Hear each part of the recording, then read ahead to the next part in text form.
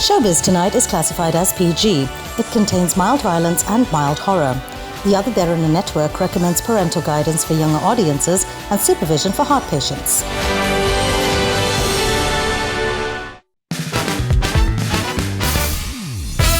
On Showbiz Tonight, arrested. Cardi B is taken into custody. Is the altercation with Nicki Minaj the reason? Internet's newest boyfriend Noah Centineo has a new role in a revival.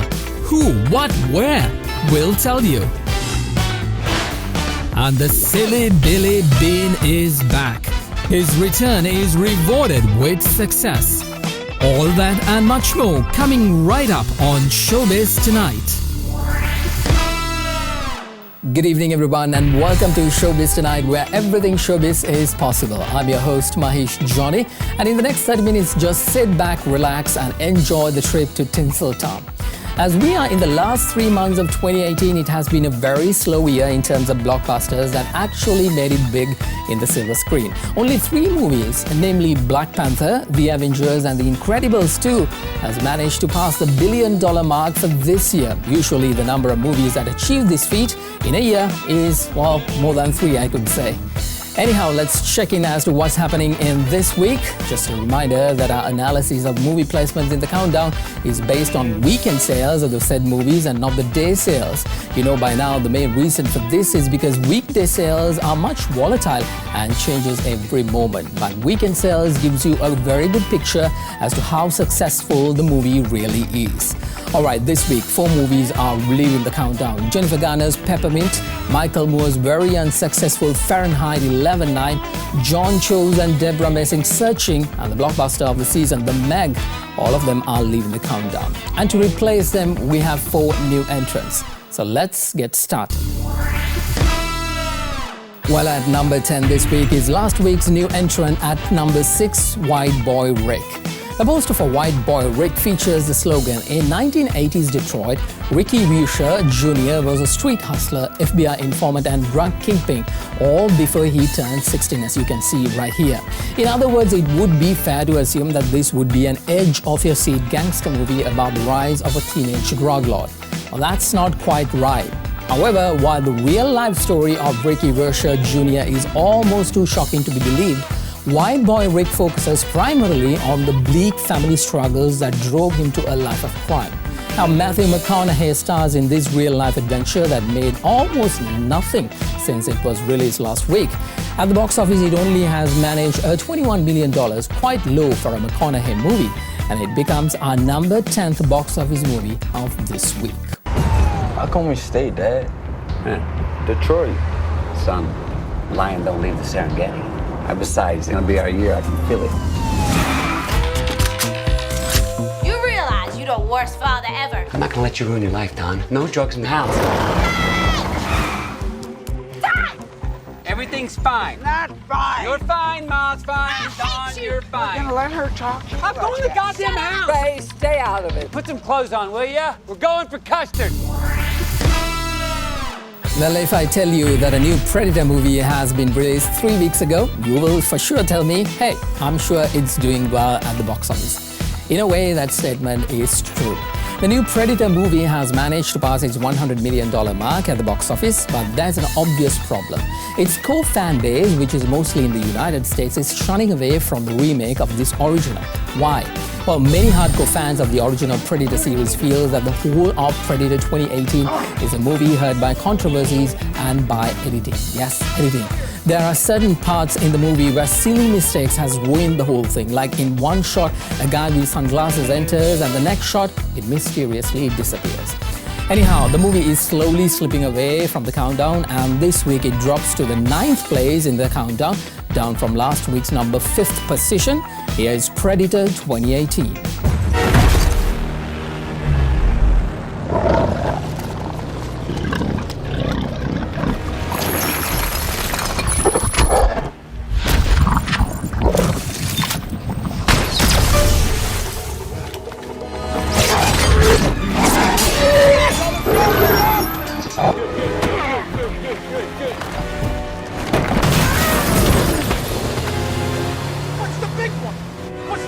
Doc, is that like the man? Are they hunting each other now? Well, at number 8 is a familiar success. It's Crazy Rich Asians. Last week we told you that a second installment of the movie series is in the pipeline. Well, this week we can report that Warner Brothers has indeed given the green light and has ordered a script for the second movie.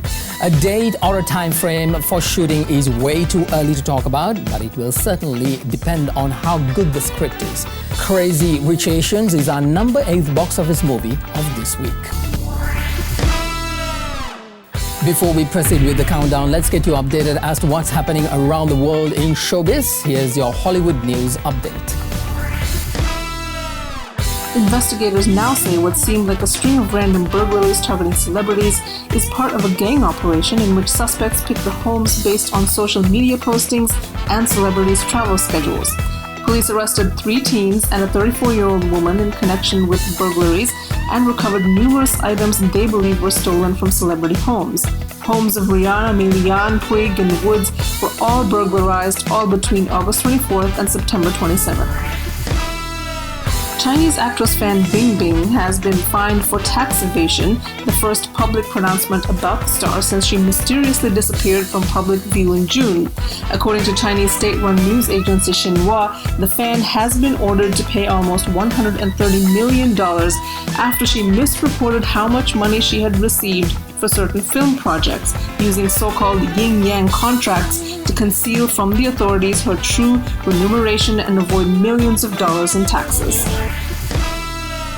Emma Watson penned an open letter in honor of the woman who was the catalyst for Ireland's recent referendum on abortion. Indian-born dentist Savita Halappanavar died following a septic miscarriage in 2012. Watson paid tribute to Halappanavar's friends and family, describing them as gracious and galvanizing in the sharing of your memory. The actress noted that there is still more work that needs to be done to advance reproductive rights. Well, let's get back to the countdown, and at number 7 this week, it's a new entrant called Hellfest. As you know, you can expect a lot of horror movies this month as Halloween is just around the corner. Now, the movie's plot is very simple. A group of friends decides to go to a massive traveling Halloween festival called Hellfest. When they get there, they quickly begin noticing that not all of the scares are fake. An actual murderer has made their way into the park and has been following and tormenting the group all night. Security doesn't take their complaints seriously, so they slowly get picked off by the murderer as they delve further into the theme park. What you should undoubtedly know going into this movie is that it's really, really dumb. The characters are often nonsensical and makes idiotic choices. The plot is thin and features a myriad of different plot holes. Hellfest suffers from all of this. It's the perfect example of a cliche horror movie. But then again, it only took $5.5 million to make this crazy movie, and in its first weekend, it made the $5 million back. So it's kind of covered its budget. So whatever they make after this, no matter how bad the movie is, I guess the director can sleep well, knowing that he is not making a loss. Now here's our number 7 box office movie, Hellfest. Due to unforeseen circumstances and parking enclosure, please find the nearest exit. I think this is an exit.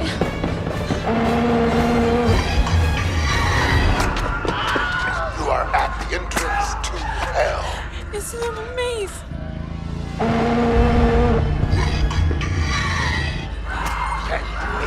We gotta go.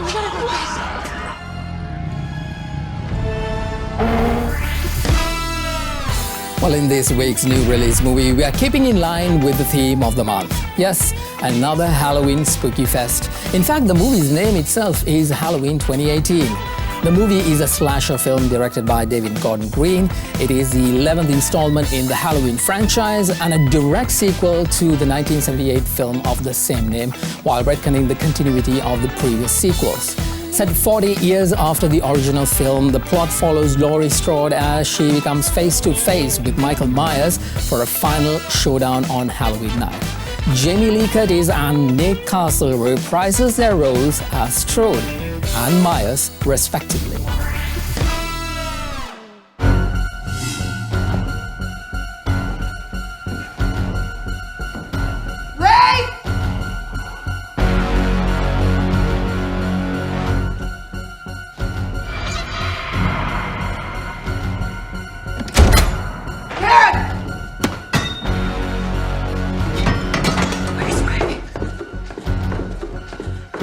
Michael's here. Get downstairs. Go, baby, go!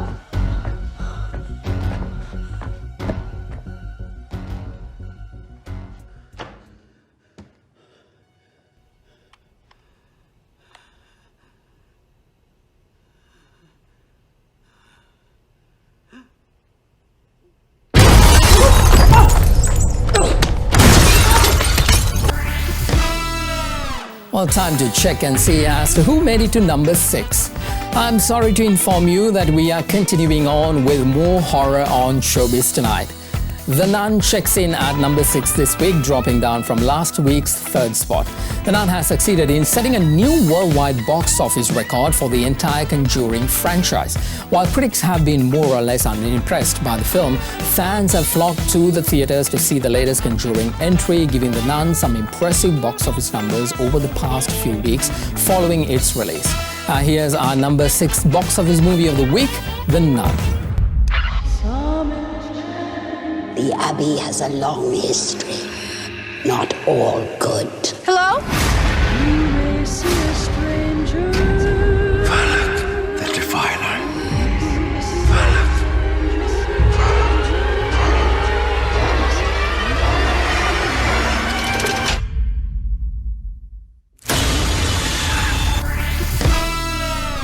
The top 5 movies are on the other side of this break. We'll be right back with more Showbiz Tonight.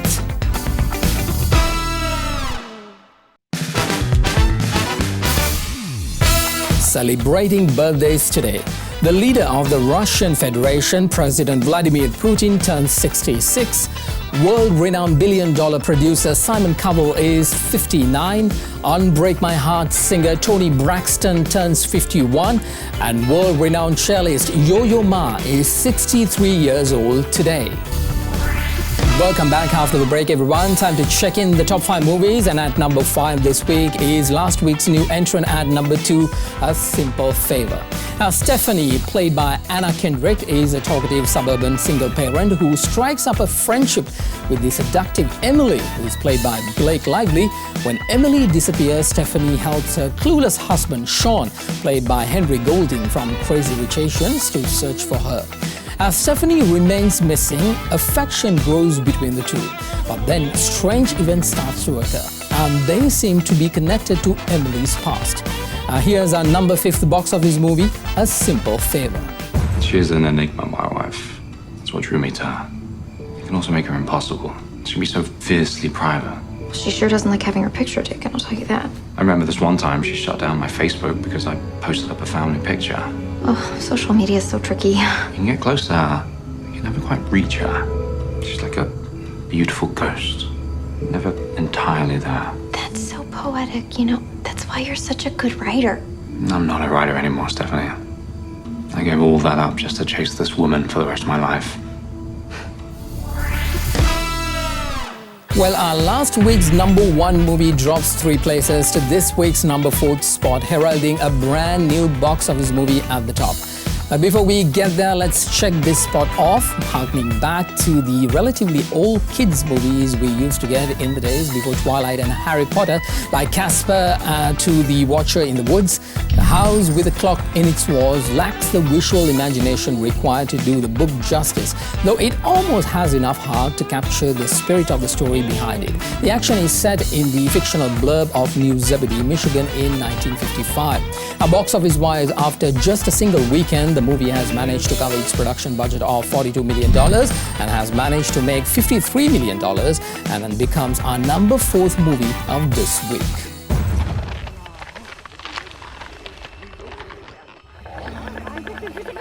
I understand that. So should we just sit around and try to figure out the hex? We don't have time! Guys!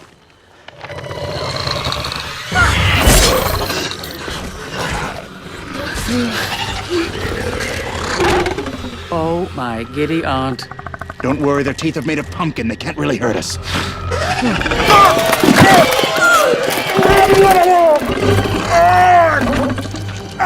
Okay, I made that up.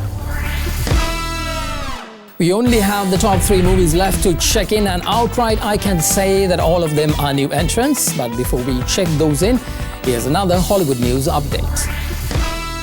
Janelle Monáe just landed a major role.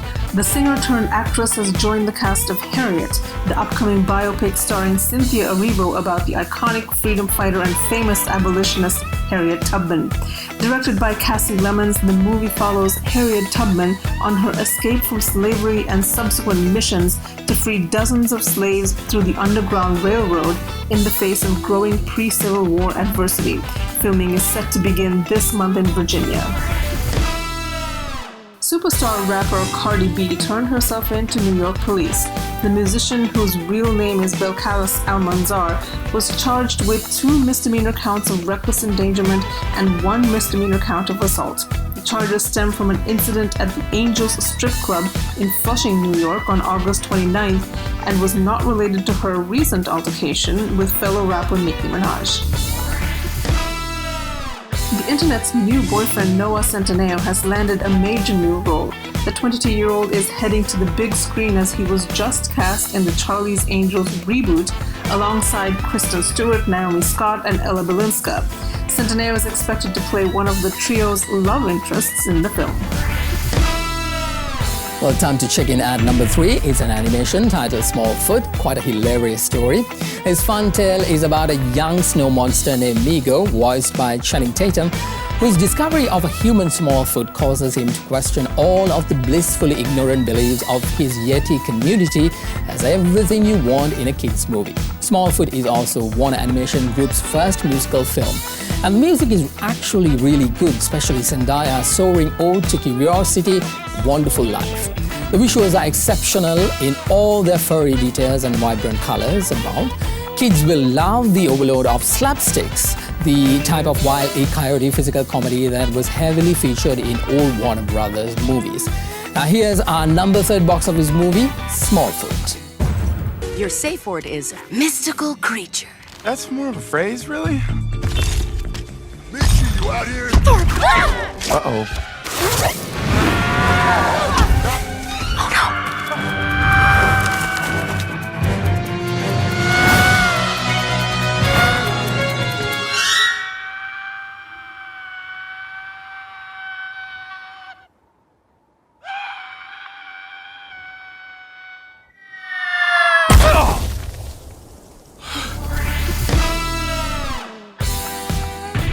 Well, another new entry is at number 2. It's another comedy called Night School, the latest comedy from the director of Girls Trip.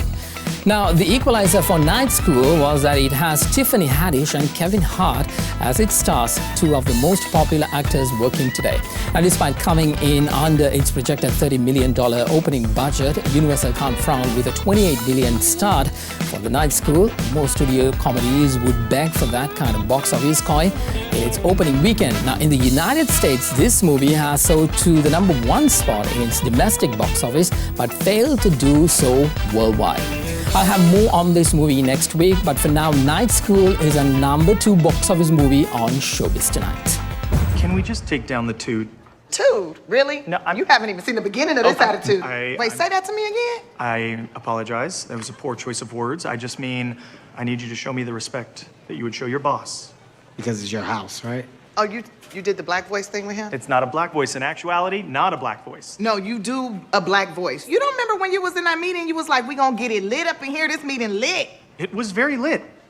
You did it at the staff meeting when you were like, I keep it 100. When have I never kept it 100? When you added that AP calculus to my class, All right, agree to disagree. Listen, I hate to break up this pleasure party of delusion, but I have work to do. Wow. So if you'll excuse me, I'm gonna do my thing. Well, despite it's the Halloween season, the comedies have won the box office this week. So who can it be? Or shall I say, who can it be? At number 1 this week, another comedy from a comedy legend. It's Rowan Atkinson's Johnny English Strikes Again. Rowan Atkinson returns as a goofy, much-loved, accidental secret agent in Johnny English Strikes Again. When a cyber attack reveals the identity of all active undercover agents in Britain, the country's only hope is called out of retirement. A humble English teacher, he now must let go of his analog ways to beat his digital arch-enemy. With smartphones, virtual realities, artificial intelligence, and social media now being English's tools of the trade, a laughter riot ensues. The film moves forward at a brisk pace and gives plenty of moments for the audience to break into laughter. At 63, Atkinson will charm you with his wacky antics, leaving you in splits. Mind you, this movie is not yet released in the United States. It will be at the end of this month, but it was released in other parts of the world, including here in Sri Lanka, and it racked in $44 million, making it our #1 box office movie of this week. Johnny English strikes again. Killing me won't save you. Don't bet on it. Добрый вечер, Ms. Bulletova. Seriously, this could not be happening. Oh, but it is. Drop the gun. Get your hands in the air. And you.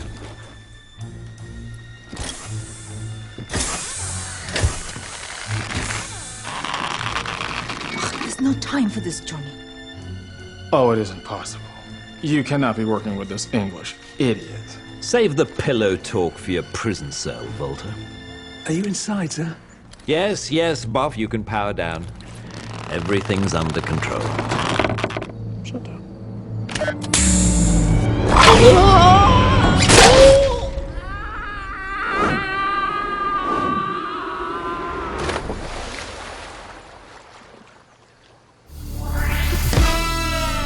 Well, that's our show. Hope you enjoyed it. Before we end tonight, Cher released a new ABBA album end of last month, and it's making quite the splurge with movie fans. And we leave you tonight with one of her single, SOS, from her new album. Enjoy the track. I'm Mahieash Johnney. Until next week, may the movies be with you. Good night. You made me feel alive with something that I feel. I really tried to make it out. I wish I understood what happened to our love. It used to be so good.